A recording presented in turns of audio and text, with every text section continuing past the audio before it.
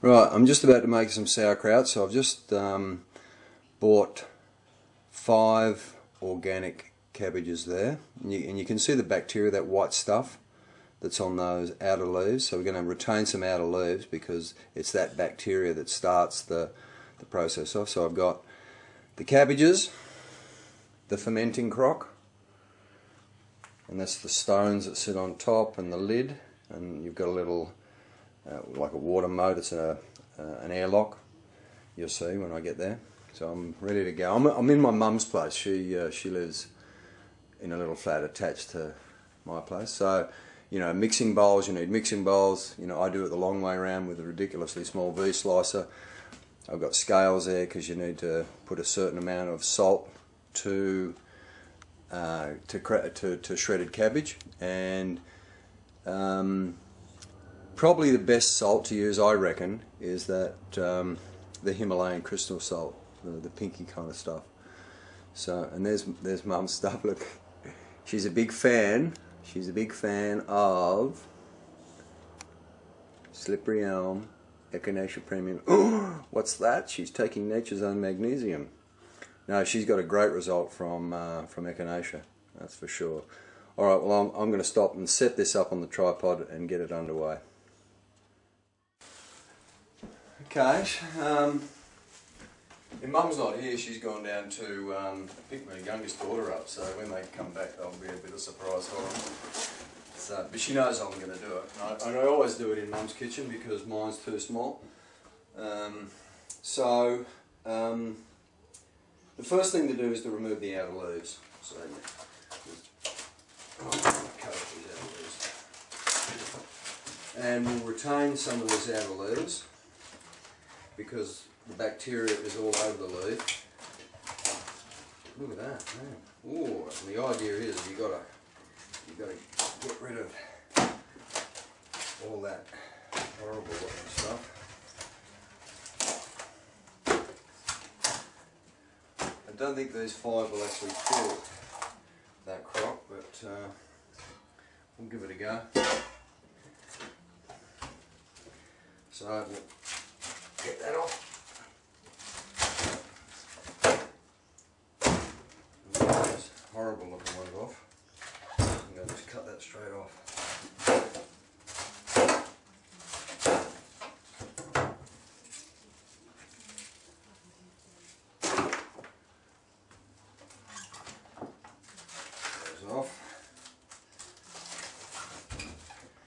Usually takes about 2 hours to do, or it takes me 2 hours anyway, to do it this way.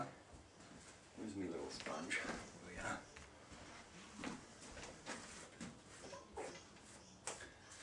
And the worst thing is cleaning up at the end.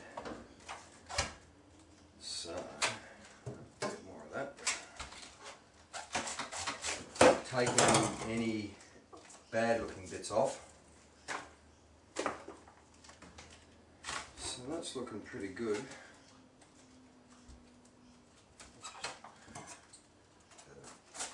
Got a trim.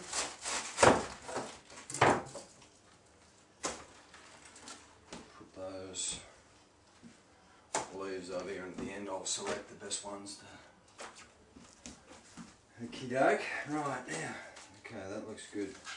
So you quarter it.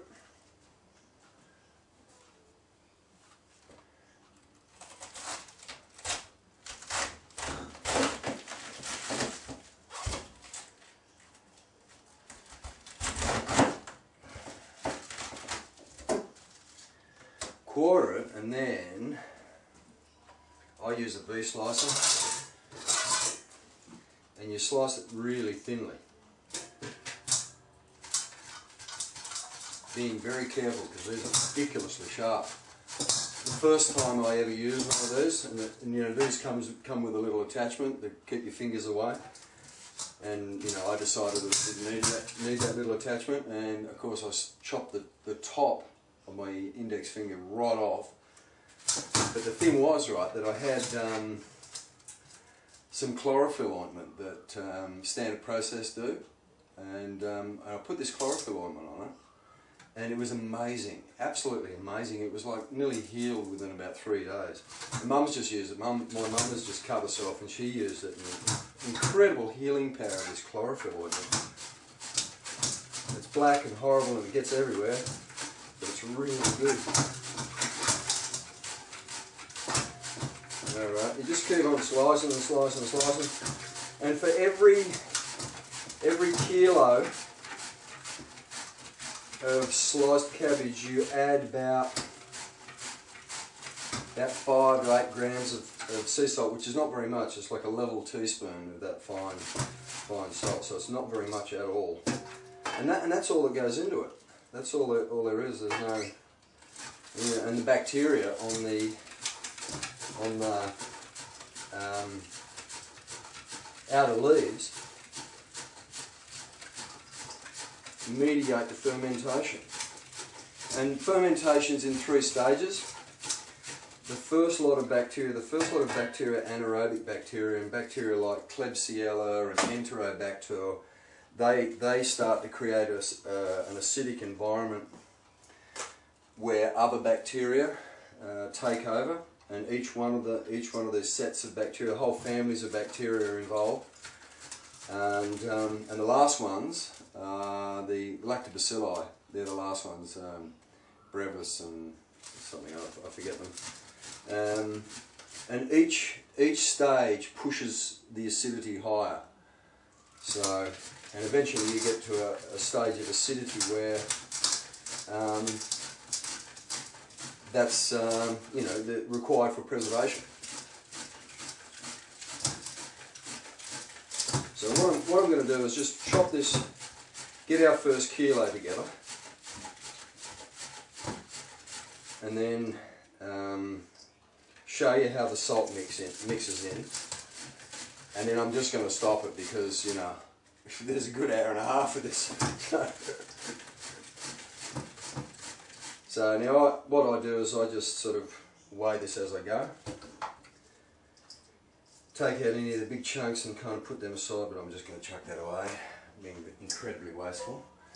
So, good old Auntie Mary's scale. Auntie Mary's 96 in a nursing home in Mona Vale, and these are her kitchen scales, so I've inherited something of Auntie Mary's. And Auntie Mary's a great cook. She was a tomato farmer in Warriewood. So it's 200.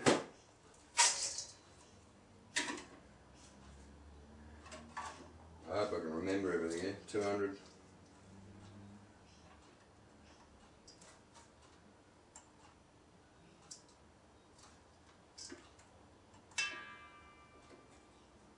Another 200. 400.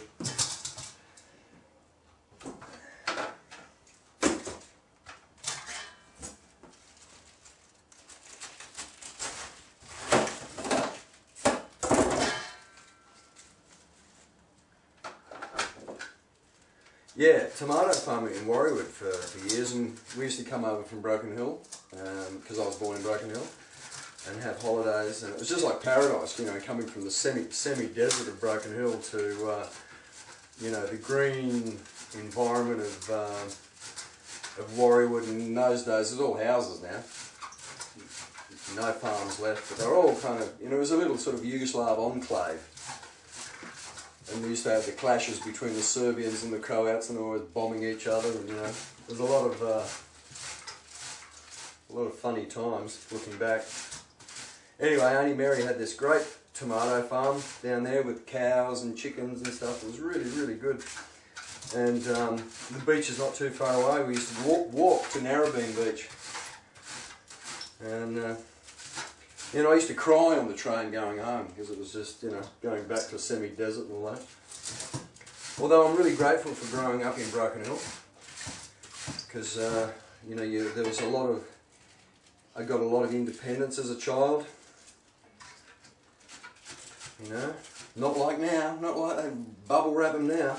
Man, we used to, you know, I left there when I was 11, and we used to go right outside of town, so I must have been 10 or something like that, right outside of town with my friends, and go camping for the weekend, you know.